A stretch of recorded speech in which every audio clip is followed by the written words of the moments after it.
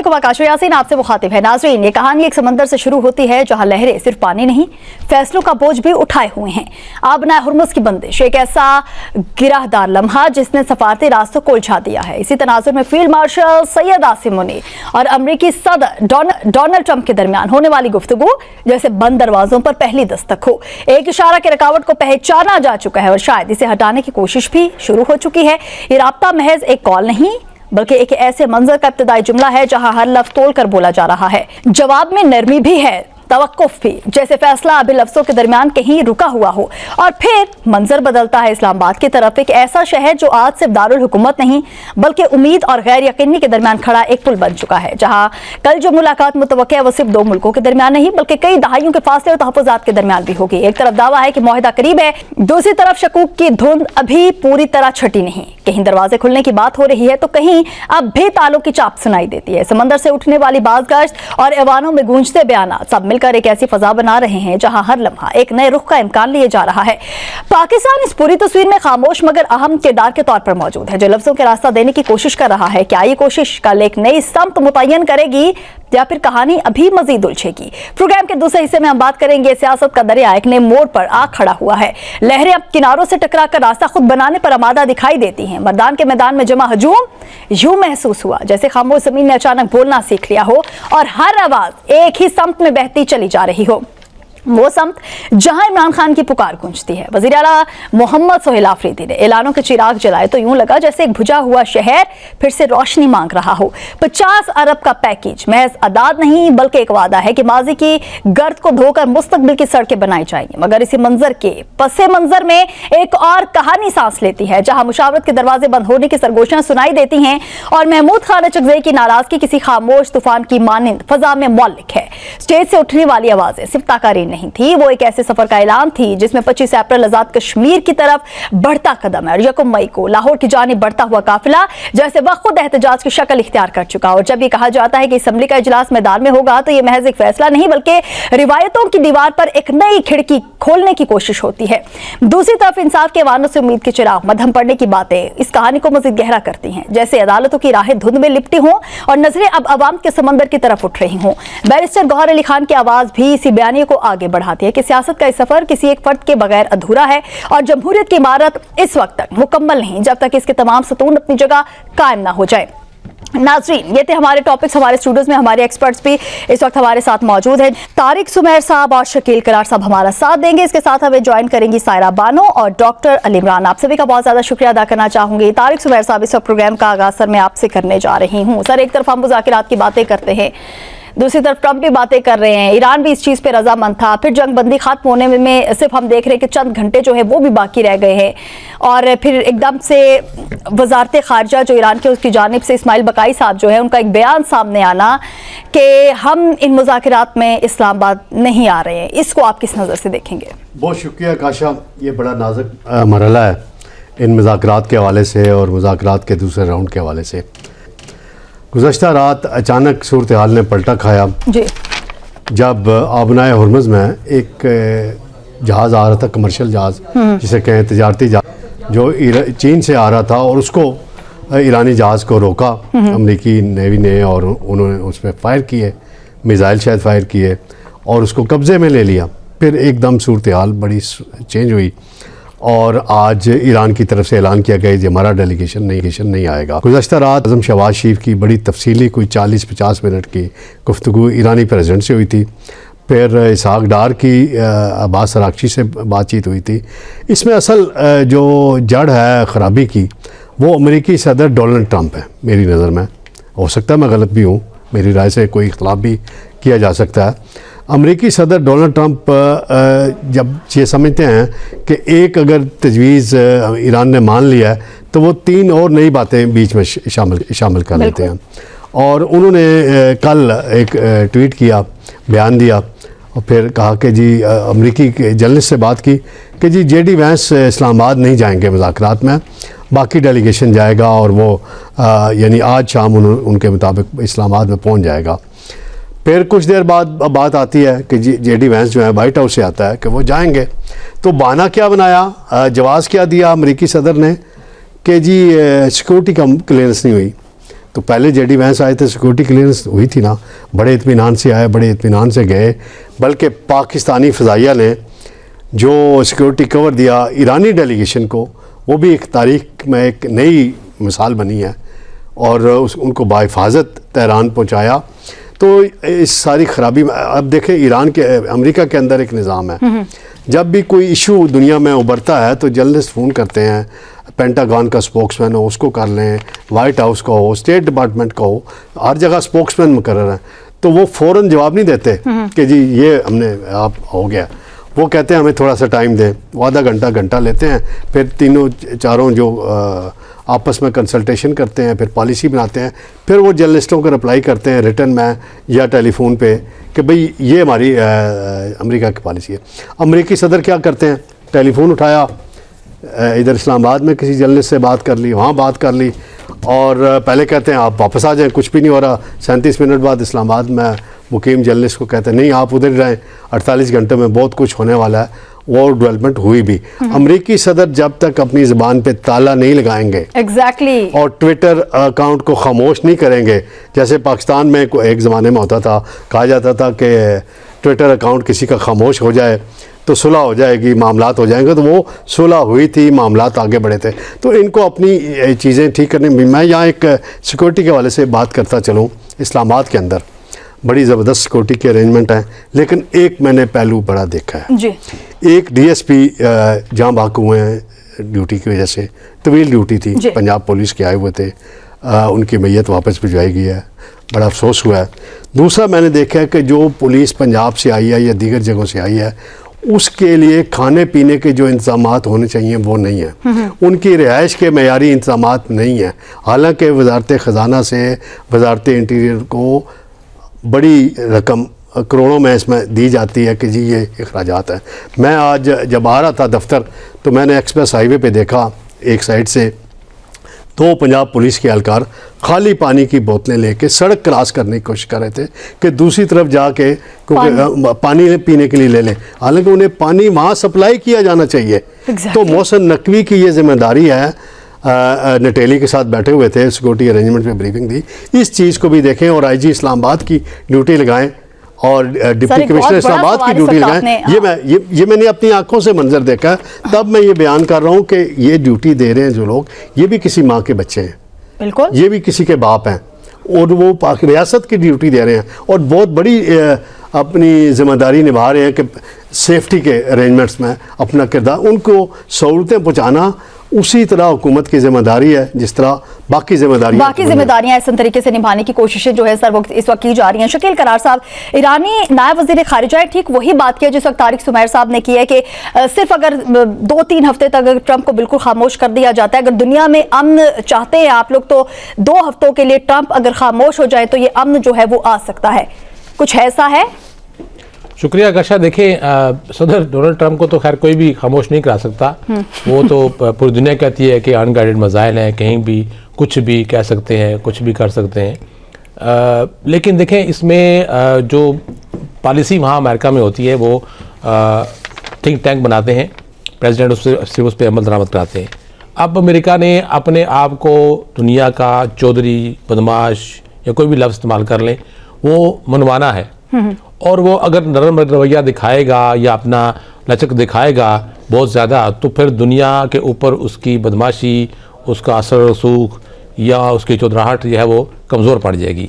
जैसा कि आप देख रही हैं कि जब से जंग और उसके बाद मुज़ाकरात शुरू हुए हैं, तो अब तो ये भी कहा जा रहा है कि नेटो भी शायद अब अपने उसका वजूद जो है वो इंतहाई कमज़ोर पड़ गया है। यूरोप के कितने ममालिक हैं जिन्होंने अब अमेरिका का साथ देने से वाज़े तौर पर इनकार कर दिया है, कुछ ने इसराइल के साथ अपने मुआहदे भी ख़त्म कर लिए और कुछ ने शातन कहा कि अब वो मज़ीद इस पर चल सकते हैं। तो इसी सूरत हाल में प्रेसिडेंट ट्रंप ने अपने अमेरिका का के इमेज और उसका जो साख है उसको भी उसने बरकरार रखना है। इसमें कोई शक नहीं कि ऐसे जब मुज़ाकरात नाजुक दौर पर है, बल्कि एक गैर मुल्की अखबार ने यहाँ तक लिख दिया, उसका जो मसवदा है वो तक शाया कर दिया कि ये मुजवज़ा मुआहदे की शिकें हैं जो जिस पर साइन हो सकते हैं।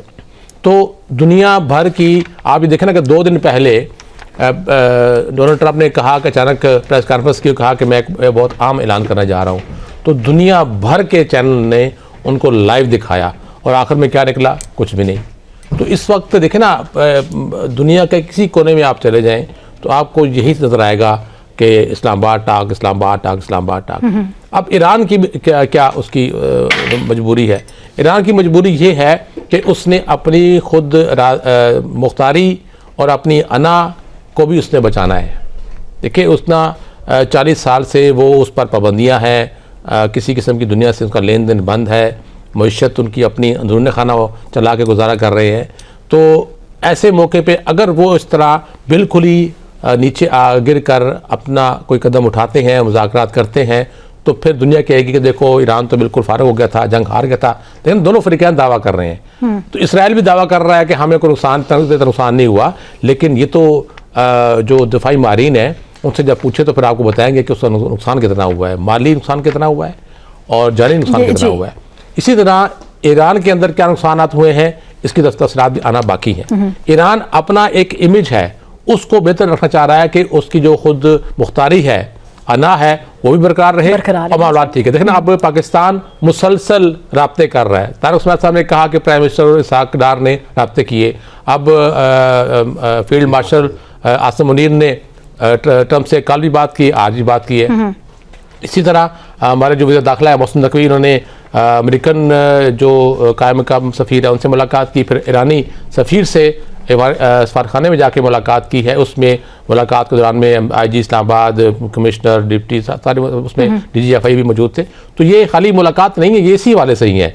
आज जो मुज़ाकरात होने जा रहे हैं उसकी जो निज़ामात हैं, ये बातचीत है एक इंटरनेशनल लेवल पे और एक नेशनल लेवल पे बातचीत हो रही है। तो यानी कि पाकिस्तान के जो नुमाइंदे हैं, चाहे वो फौजी हैं या सिविल हैं, वो अपने अपने टास्क दिए हुए को पूरा करने की भरपूर कोशिश कर रहे हैं। और तमाम फरीकैन और जो तमाम जो इससे रिलेटेड मुल्क ममालिक हैं उनसे रब्ता करके उनको बार बार इस बात का बता रहे हैं कि ये मुज़ाकरात अगर अभी नहीं फाइनल हुए तो फिर शायद ना हो पाएंगे और ताखीर जितनी होगी उतना नुकसान बढ़ता जाएगा। डे बाई डे नुकसान बढ़ता जा रहा है। स्टॉक मार्केट इन्हीं के ऊपर चलती है, जहाँ करोड़ों अरबों रुपए की के साथ बाजारी होती है रोजाना, और एक खबर से आपकी स्टॉक मार्केट क्रैश कर जाती है। चलो इस पे अली इमरान साहब का भी पॉइंट ले लेते हैं। अली इमरान साहब, मुज़ाकरात का फाइनल राउंड है, फिर इस तरह के बयानात जो है, मुतज़ाद बयानात हमारे सामने आते हैं, किस नजर से देख रहे हैं आप इनको? सबसे पहले तो आपको ये देखने की जरूरत है कि आखिर इन मुज़ाकरात के दरमियान क्या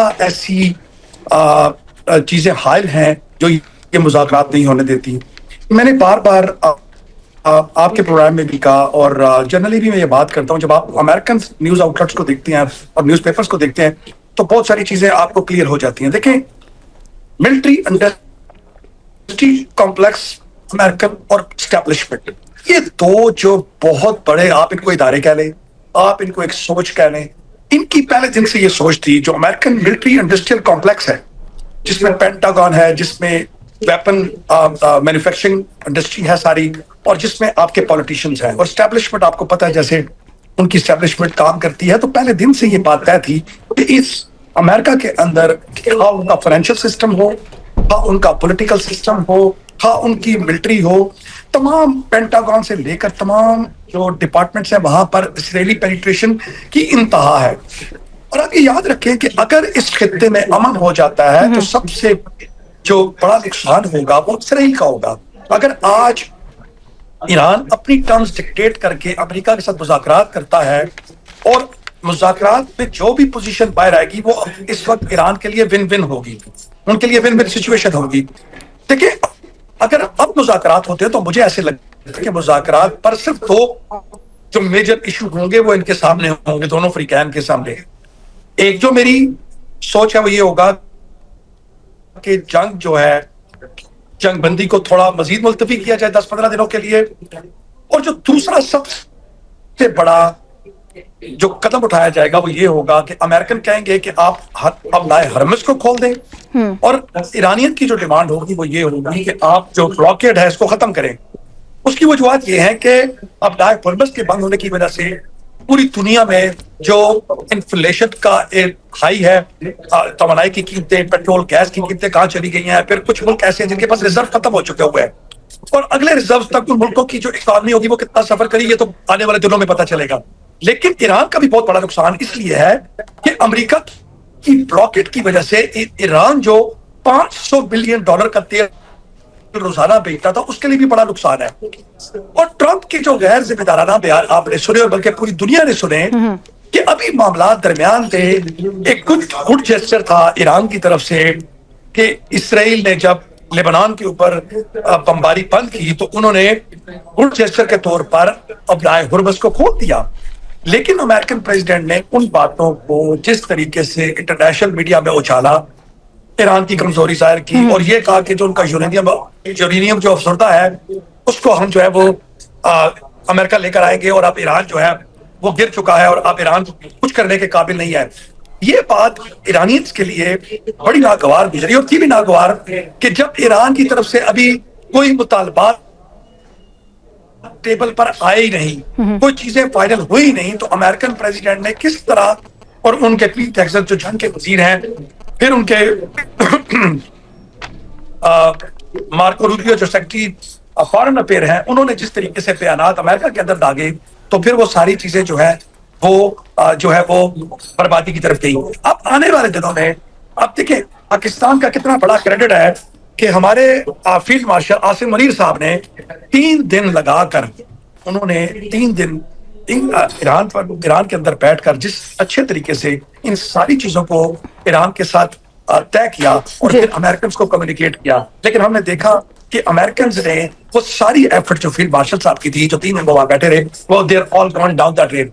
अब मेरे ख्याल से वक्त आ गया है कि फील्ड मार्शल को अमेरिका से बात करनी होगी, क्योंकि ये सिर्फ अमेरिकन का इशू नहीं है। इस वक्त पूरी दुनिया जो है इससे अफेक्टेड है और खास तौर पर south east Asia, Pakistan, India, China और ये जो ममालिक है इनकी बड़ी अगर अमेरिका को, चाइना को और छोड़ के अगर आप बाकी देखें तो इंडिया में इस वक्त जो गैस की किल्लत और पेट्रोल की किल्लत पैदा होगी और पाकिस्तान में जो प्राइसेस हैं वो आसमान को छू रही हैं। तो इन सारी चीजों को देखते हुए जो जिस तरह का रोल हमारे फील्ड मार्शल ने अदा किया, मेरे ख्याल से आगे बढ़कर उनको अमेरिकन के साथ बात करने की जरूरत है कि आप जो अपनी तरफ से ये टेम्परेचर है ये नीचे लाएं, क्योंकि आपके इस टेम्परेचर की वजह से जो पूरी दुनिया है वो इस सफर कर रही है। लेकिन एक और बात मैंने जो पहले आपको कहा ना कि कभी भी ये मुस्तकिल सुलह नहीं हो सकती, लेकिन एक सोच जो अमेरिका के बाहर है वो ये है कि ये सुलह हो जाएगी, ये आपस में बैठ जाएंगे। लेकिन मेरी बात याद रखिएगा और आज ये प्रोग्राम मेरा संभाल के रखिएगा कि अमेरिका के अंदर जो बैठे हुए लोग हैं, जो अमेरिकन एस्टेब्लिशमेंट है या जो अमेरिकन मिलिट्री, सर अच्छा लगा आपने क्रेडिट दिया इमरान साहब। सो एक छोटा सा सवाल सर आपसे पूछना चाहूंगी, क्रेडिट देना चाहेंगे और नोबेल अमन इनाम के लिए नामजद करना चाहेंगे फील्ड मार्शल सईद आसिम मुनीर को और मौजूदा हुकूमत को? मैं मौजूदा हुकूमत की बात नहीं कर रहा, मैं फील्ड मार्शल साहब की बात। चलिए, फील्ड मार्शल को आप देना चाहेंगे, नोबेल अमन इनाम के लिए नामजद करना चाहेंगे सर? जैसे मौजूदा हुकूमत, जी मैं फील्ड मार्शल, चलें सर चलें, मैं अफवाज पाकिस्तान फील्ड मार्शल साहब को इसका पूरा क्रेडिट देना चाहूंगा और फीट ऑन ग्राउंड जैसे वो ईरान की फिजाओं में अपने जहाज को लेकर वहां पर लैंड उन्होंने किया, फिर उन्होंने मुज़ाकरात किए, वार जोन के अंदर इस तरीके से जाना, वहां लैंड करना, फिर 3 दिन मुज़ाकरात के अंदर बैठना और फिर वहां से फ्लाई करके जाना। ये देखिए सर इस पे आपका पॉइंट आ चुका है। सायरा जी, सायरा जी आप भी हमारे साथ मौजूद है। ज़राए के मुताबिक ईरान अमेरिका के साथ इस्लामाबाद में मुज़ाकरात के लिए आमादा हो चुका है और बहुत जल्द नहीं, मंगल को इस्लामाबाद में ये मुज़ाकरात का जो दूसरा राउंड है सायरा जी वो होने जा रहा है। सो मेरा एक सवाल है, क्योंकि आप इस वक्त सिंध में हैं, इसी हवाले से कि इन सब मुज़ाकरात में पीपल्स पार्टी जो है वो कहीं नजर नहीं आई हमें, और उसके साथ साथ हम ये देख रहे हैं कि पीपल्स पार्टी के मौला बख्श चाडियो साहब हैं जो कि कह रहे हैं कि अगर जरूरत पड़ती है तो सदर जरदारी जो है वो इन मुज़ाकरात का हिस्सा बनेंगे, क्योंकि पहले दौर में तो कहीं पीपल्स पार्टी दिखाई नहीं दी। सो दूसरा दौर जो है उसमें अगर जरूरत पड़ी तो तब क्या कहेंगे इस पे? अस्सलाम वालेकुम आकाशा, बड़ा मुश्किल सवाल पूछ लिया कि कोई पीपल्स पार्टी वाले या अपने सदर साहब से या अपने पार्टी चेयरमैन से पूछ कर बताते हैं कि इतने अहम मौके पर वो कहाँ पर हैं। वो शायद उन्होंने कोई गेम चलने की कोशिश की जो उल्टी हो गई। तो वही बात है कि आज अगर होते जिस तरीके से पिछली दफा इन्होंने कहा, मैं नहीं कह रही कि जो सफारती जो कामयाबियां मिली बिलावल साहब के ये वो तो साथ होते तो सही था, लेकिन अब मुझे नहीं पता कि ये फैसला उनका खुद है या जो र्यूमर्स हैं कि जिन्होंने फैसला करना था उन्होंने बोला था बेटा साइड पर, ऐसे मुझे किसी ने बताया, मुझे नहीं पता। तो क्या कह सकती हूँ आकाशा? मतलब आप वो तो वही बताएंगे। नहीं, इस वक्त में तो पीपल्स पार्टी को आगे आगे होना चाहिए, क्योंकि डेफिनेटली हम देख रहे हैं अमनेस्टिया ना लेने पर पछता रहे हैं पीपल्स पार्टी के बाज लोग। नहीं तो आगे आगे होते तो क्या करते? आप देखिए, जिस तरह अली इमरान साहब ने कहा कि चले ठीक है हुकूमत साथ ही है, लेकिन जो भी जो ताकतवर मुल्क हैं वो ताकतवरों से बात करते हैं। तो हमारे फील्ड मार्शल साहब बड़े अच्छे तरीके से इन तमाम चीजों को हैंडल कर रहे हैं। ये तो साथ ऐसे ही हैं, ये जो चले अब बस इस बहस में भी नहीं जाते। तो ये सारे टेम्परेचर जो वो कम कर रहे हैं, तो थोड़ा ये अभी जिस तरह बाकी साथियों ने बोला कि ये ट्रम्प साहब को थोड़ी देर अपने मुंह के ऊपर टेप लगा लेनी चाहिए कि देखिए जहां पर वो सालसी की बात होती है, पाकिस्तान जो किरदार अदा कर रहे हैं, सारी चीजें, तो ये ना होना कि ये तमाम चीजें ऐसी उल्टे और पता चले कि इसमें मोरद इल्जाम हमें भी ठहरा दिया जाए। कि हम तो सच्चे दिल से ये कोशिश कर रहे हैं कि ये आग भड़के ना और खित्ते में सारा कुछ ये अमन हो। लेकिन देखिए यहाँ पर कोई, मेरे ख्याल में वो जो एप्स्टीन फाइल थी, और अभी आपने एक मुल्क का अब कहीं से हिदायत आई थी कि उनका नाम नहीं लेना, अपने पड़ोस में जो मुल्क है इस्लामी उम्मा, मुस्लिम उम्मा, उन्होंने कहा है कि जी ये तमाम चीजें हैं और अब हम जो भी तिजारत करेंगे चीन से वो युआन में करेंगे, उनकी करेंसी में करेंगे। ये मतलब दरपर्दा उनको धमकी है, धमकी है, क्योंकि वो तो मतलब वो कहते हैं ना कि उनका बगल बच्चा है, नाम नहीं ले रही, वो इसराइल का बगल बच्चा है और इनके अहदाफ तो दूसरे हैं। जब काम इधर उधर से भी ना बना तो आज एक बयान दाग दिया कि आज हम जो भी अब तिजारत करेंगे हमारे पास डॉलर्स के रिजर्व कम है और ये वो नहीं हो रहा, तो अब आगे हम युआन से, चाइना से वो करेंगे। तो ये भी उनके लिए, उनको सिर्फ बताना है कि अगर जो प्लान बनाया हुआ है ग्रेटर इसराइल का, या जिस उस प्लान पे आपने अमल करते हुए ईरान पर हमला किया, उस खुली हुई आबनाए हुर्मुज को इस हमले के बाद आपने बंद करवाया, तो अगर आप पीछे हटे तो ये भी हो सकता है कि आपसे हटके हम चाइना की तरफ चले जाएं। तो अब पता नहीं, अब इससे ज्यादा तो मैं कह नहीं सकती, जाहिर है ना मैं वहां पर हूँ, फिर आप गुस्सा कर जाएंगी। मतलब वहां पर इतने सारे सहाफी थे, उनको भी नहीं पता था कि अंदर क्या चल रहा है। तो मैं तो इतनी दूर बैठी, मुझे तो अपने सूबे की पार्टी का भी नहीं पता चल रहा कि वो इस सारे मुज़ाकरात में क्यों नहीं है। हालांकि वो कहते हैं कि खामोशी से काम उन्होंने किए। इनके किसी का बयान आया था कि उससे पहले चाइना गए, चाइना मिले, ये हुआ वो हुआ। अब पता नहीं क्यों लोग अपने अपने कायद को कभी कोई जंग डिजाइन करवाते हैं उनसे, कभी ये मुज़ाकरात डिजाइन करवाते हैं। हालांकि ये वो कौम है जो किसी को 5 किलो का आटे का थैला भी देती है तब भी तस्वीर बनाती है। जी जी, एक साबुन की वो कहते हैं ना चक्की देते हुए भी तस्वीर बनाती है, और वो जंगे डिजाइन करके और मामलात सफारती सीधे करके खामोशी से पीछे कैसे हट सकते हैं, ये नहीं समझ आ रही।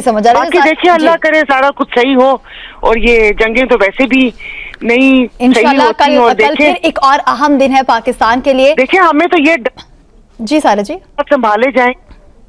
जी जी, अच्छा, कल भी एक बहुत अहम दिन है पाकिस्तान के लिए, और पाकिस्तान ने चंद दिनों में जिसको दुश्मन नहीं माना था, और ये बात हो रही थी कि एक मरतबा ये पाकिस्तान जो है एक मेज पर ये जो दो फरीक हैं इनको नहीं ला पाएगा, और फिर हमने देखा पाकिस्तान ने वो कर दिखाया। फिर पाकिस्तान ने चंद ही दिनों में दोबारा अमेरिका और ईरान को मुज़ाकरात की मेज पर बिठाने में एक और कामयाबी जो है वो भी समेट लिया। यहाँ पर वक्त एक शॉर्ट ब्रेक का, हमारे साथ रहिए।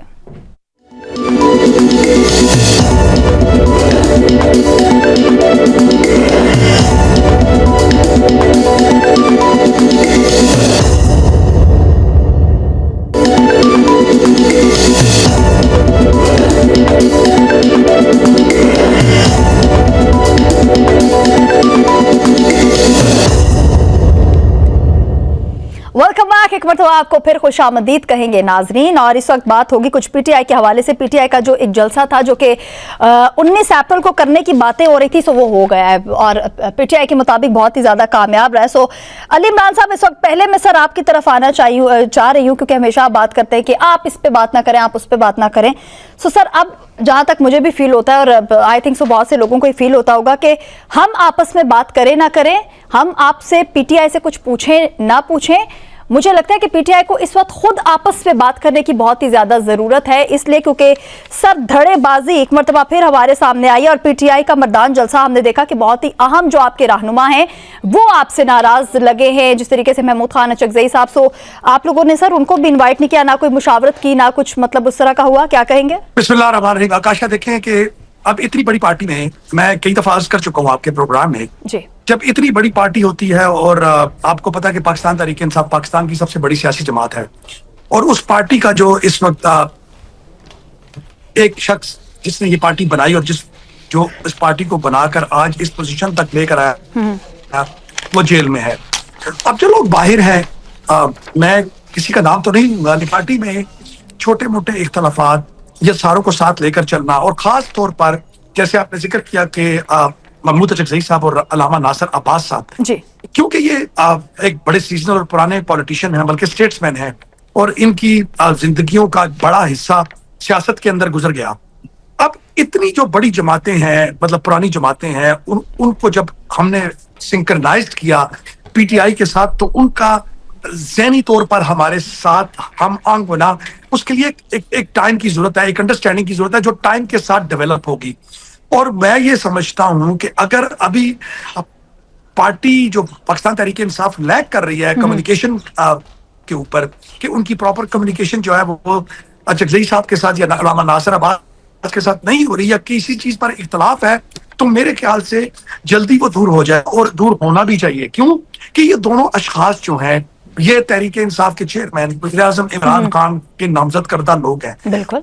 और अभी 3 दिन या 4 दिन 5 दिन पहले जो सलमान सफदर साहब की मुलाकात हुई, तो उसमें भी खुसूसी तौर पर उन्होंने पैगाम यही दिया खान साहब ने कि महमूद अचकजई और अल्लामा नासिर साहब को ऑन बोर्ड लेकर जितनी भी आगे एहतजाज के मराइल हैं उनको साथ लेकर चला जाए। लेकिन अब देखिए आकाशा, हम बार बार ये कहते हैं कि अगर इस मुल्क में पुरअमन एहतजाज की इजाजत हो, अगर जमहूरी तरीके से एहतजाज की इजाजत दी जाए, तो पाकिस्तान तहरीक इंसाफ को शायद बड़े नामों की जरूरत नहीं होगी। पाकिस्तान तहरीक इंसाफ के कारकुन इतने पुरअमन और इतनी बड़ी सर आप कह रहे हैं कि इजाजत हो, आप कह रहे हैं अगर इजाजत हो, अगर आपको इजाजत नहीं है तो हम देख रहे हैं कि सोहेल अफरीदी साहब ने पीटीआई का 1 मई को लाहौर जलसे का भी एक ऐलान किया है, सो इजाजत कहीं से मिल गई होगी, सो इसी वजह से उनकी जानिब से ऐलान सामने आया। देखिए आकाशा, अब आप क्या कर सकते हैं? अगर आपको कॉन्स्टिट्यूशन ऑफ पाकिस्तान इस बात की इजाजत देता है कि आप पुरअमन तौर पर जलसा कर सकते हैं। आपने देखा होगा कि जब हम इस्लामाबाद में जलसे की बात करते हैं, लाहौर में जलसे की बात करते हैं, तो कैसे दफा 144 लगा दी जाती है,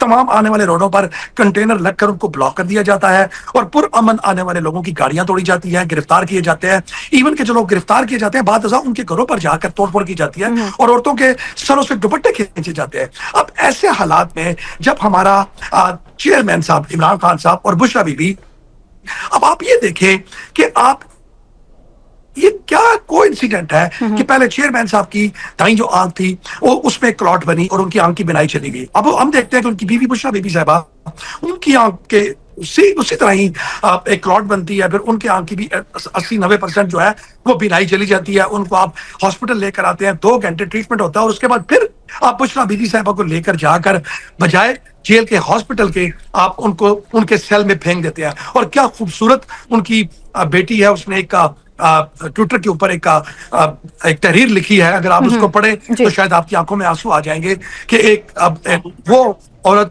के जिसकी आंख का इतना मेजर ऑपरेशन होता है, जिसकी बिनाई 80-90% जो है वो विजन अपना खो देती है, और जब उसके बच्चे जाते हैं और वो तकलीफ से और दर्द से करला रही है, तो आप उसको वहां से हाथों से पकड़ के उठा के फिर जेल के उस सेल में डाल देते हैं। देखें, हमेशा वक्त सर बेटी ने तो कुछ ना कुछ कर दिया। जी अली इमरान साहब इस पे आपका पॉइंट आ चुका है, वक्त बहुत कम है। तारिक सुमैर साहब इस वक्त आपकी तरफ आना चाहूंगे। सर बेटी ने तो अपना हक अदा कर दिया, जिस तरीके से इस वक्त अली इमरान साहब भी कह रहे हैं, पीटीआई की क़यादत ने क्या किया है? कुछ किया है? बुशरा बीबी के लिए कुछ आवाज सुनाई दी है कि उनकी आंख का एक अगर मसला हो गया है तो उनके लिए कुछ होना चाहिए? जी बिल्कुल किया जी। आपने प्रेस टॉक नहीं सुनी थी सलमान अकरम राजा की, जिसमें उन्होंने अलीमा खान की तनकीद का जवाब देते हुए मलका जज्बात पूरी कर दी आज के सवाल करके। एक मिनट, मलका जज्बात बन गए थे। जिस तरह उन्होंने कहा कि मैं इस ओहदे पे लानत भेजता हूँ, बस खुदा का खौफ करें। आपको पूछता कौन था? आप वकील हैं, नामवर वकील ज़रूर होंगे, और नवाज शरीफ को भी सजा दिलवाई, सर, इमरान अब खान अलीमा को भी खानम से सजा। उनकी बात नहीं बन रही ना? नहीं, आप मैं आपस में अलीमा झगड़ा खानम पकड़ नहीं गए। उन्हें नॉमिनेट करवाया। अली इमरान साहब मेरी बात की तस्दीक करेंगे कि अलीमा खानम नहीं उन्हें तस्दीक इस ओहदे पे तैनात करवाया। यही था, बैरिस्टर यही गौर था। साहब मुझे खुद 3 मरतबा ये बात उन्होंने माजी में बताई थी कि जी अलीमा खानम ने इनको लगवाया और ये पार्टी के अंदर रिफ्ट करवाते हैं, ये करते हैं, वो करते हैं। फिर अब इख्तिलाफ क्यों नजर आ रहा है सर? तारिक साहब ये बताइएगा, अब इख्तिलाफ क्यों नजर आ रहे हैं दोनों में? इख्तिलाफ नज़र इसलिए आ रहे हैं कि दोनों ने एक दूसरे पे इल्ज़ाम लगाए हैं कि फलां के लिए काम कर रहा है, फलां के लिए। आप समझ जाए मेरी बात, मैं इससे ज़्यादा नहीं कहना चाहता। इनको फोकस करना चाहिए। मैं बार बार कहता हूँ कि तहरीक पाकिस्तान में फातिमा जनाब का जो किरदार था मोहतरमा जी, का जी। अपने भाई बानी पाकिस्तान के जी, साथ, जी। वो तारीख में आप लिखा हुआ है। दिखा हुआ है। सर, फिर सर, बेगम नुसरत भुट्टो का जो किरदार था वो लिखा हुआ सर, है। आपने सही कहा। फिर मैं आखिरी दो बातें मुझे तारिक समाज साहब दोबारा आप में आती हूँ उस पर। सायरा जी, हम देख रहे हैं कि अली अमीन गंडापुर वो भी मुखालिफ हो जाते हैं। फिर अब हम देख रहे हैं कि सलमान अकरम राजा जो बहुत ही ज्यादा क्लोज समझे जा रहे थे अलीमा खान के, वो भी अब ऐसे ही हो चुके हैं। कुछ लोग तो ये कह रहे हैं कि पार्टी जो है वो अलीमा खान के हवाले कर देनी चाहिए, और कुछ जो हैं वो ये समझते हैं कि अलीमा खान को इससे दूर हो जाना चाहिए। सायरा जी, आप क्या समझती हैं कि पार्टी में अलीमा खान वाकई कोई ना कोई सियासत करें जिसकी वजह से आहिस्ता आहिस्ता तमाम लोग जो है उनके मुखालिफ होते जा रहे हैं? आकाशा, मुझे तो कोई सियासत नजर नहीं आई कि उन्होंने कोई सियासत की हो। ये तो बहुत पहले से, अभी नहीं, जिस वक्त पहले वो एक आधा जलसा जो मनसूख हुआ था जिसमें इन्होंने कहा था कि जी चल पड़े, और लोग भी चल पड़े। अब तो काफी सारे जलसे किए थे जिसमें मेरे ख्याल में एक प्रोग्राम किया था जी। पंजोथा साहब के साथ मैंने, तो उसमें भी यही था कि उस वक्त भी जो आवाम के जज्बात थे वो यही थे कि वो सिर्फ उन्हीं पर यकीन करने को तैयार हैं। मैं आपको अपनी बात कह रही हूँ कि इनमें से कोई बात करे तो मतलब हमें तो यकीन नहीं आएगा कि हम किससे बात करें। और अभी जो तारिक सुमैर साहब, ये कौन बात कर रहा था सलमान अकरम राजा साहब के लिए, यहाँ देखे ना, अवामी ओहदे भी लेने हैं और उसके बाद जज्बात पर काबू भी नहीं पा सकते। और वो ओहदे जिसको कहते थे कि खान की अमानत है, और फिर उस ओहदे पे पता नहीं क्या तबर्रे भी भेज रहे हैं तो ये हमें ओहदा नहीं चाहिए। तो देखिए, वो बहनें तो सियासत तो नहीं कर रही ना, वो तो अपने भाई की मुलाकातों के लिए, उन्होंने तो नहीं कहा, उनके उससे तो नहीं है जो सायरा जी, सॉरी सायरा जी, आपको मैं इंटरप्ट कर रही हूँ। आप जरा ये इस चीज पे गौर कीजिएगा कि आप कह रही है कि भाई से मुलाकात के लिए या भाई की रिहाई के लिए वो कुछ कर रही हैं। सो अलीमा खान ने पार्टी को नुकसान पहुंचाया, कुछ ऐसी बातें भी सामने आ रही हैं। हमने तो ये भी देखा है कि 24 घंटों में जो अलीमा खान के बच्चे वो बाहर आ गए थे, तो अपने भाई से एक मुलाकात उनकी नहीं हो पा रही। वही तरीका अगर अपनाए तो हो सकता है कि उनकी मुलाकात भाई से हो जाए।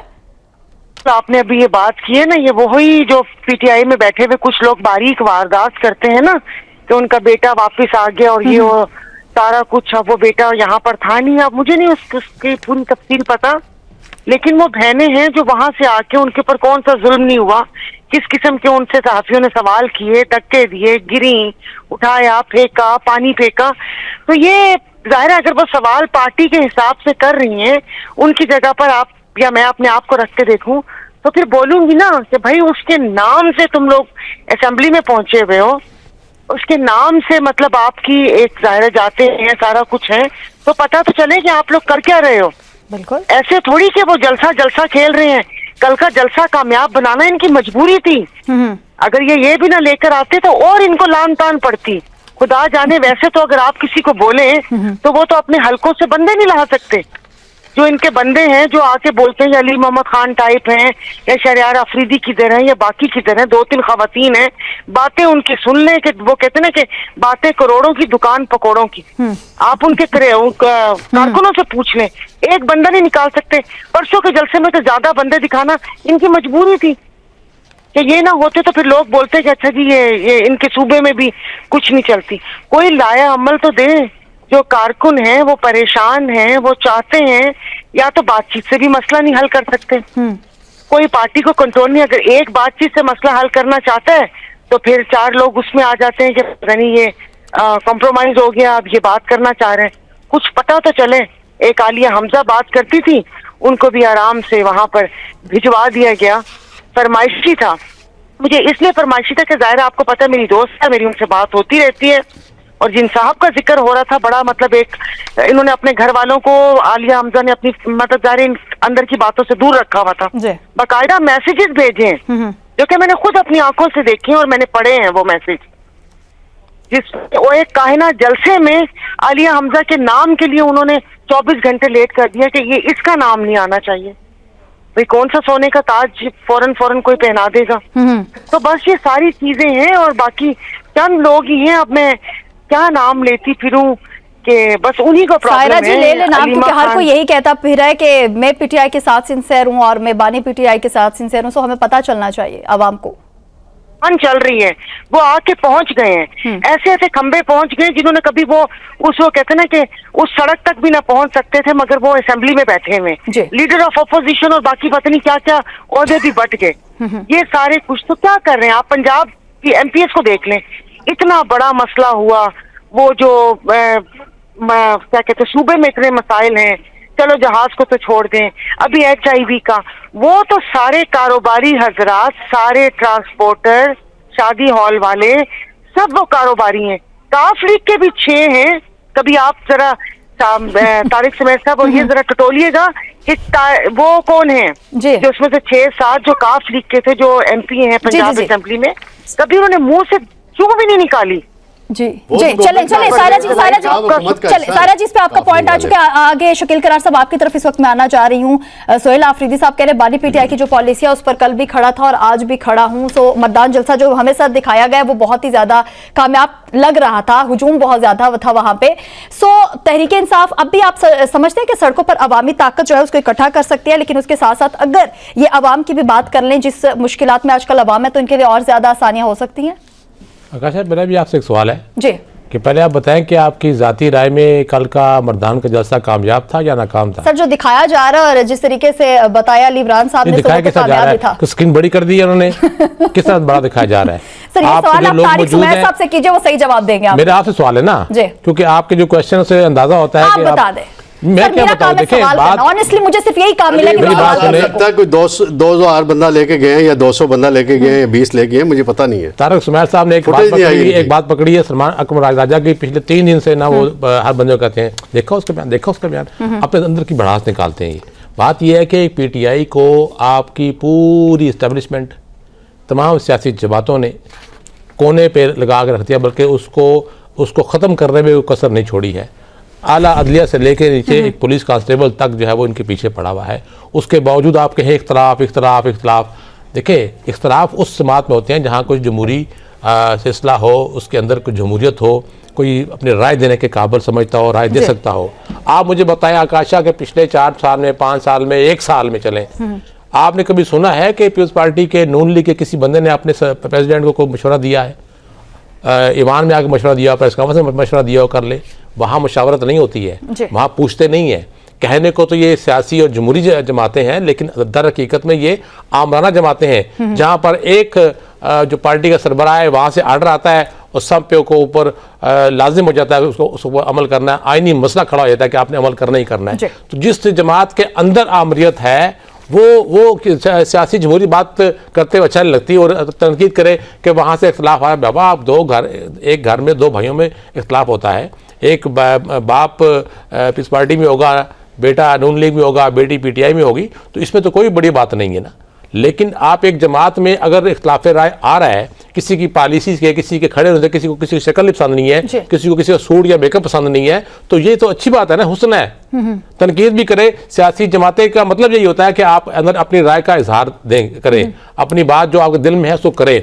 तो पीटीआई में इख्तलाफात की बातें या कामयाब, अब वो अगर जलसे भी ना करें, कल तक ये इल्ज़ाम लग रहा था सीएम के पीके के ऊपर कि हम तो समझते थे ये बड़ा आया है, बड़ा अग्रेसिव है, ये चट दौड़ेगा घंटों में।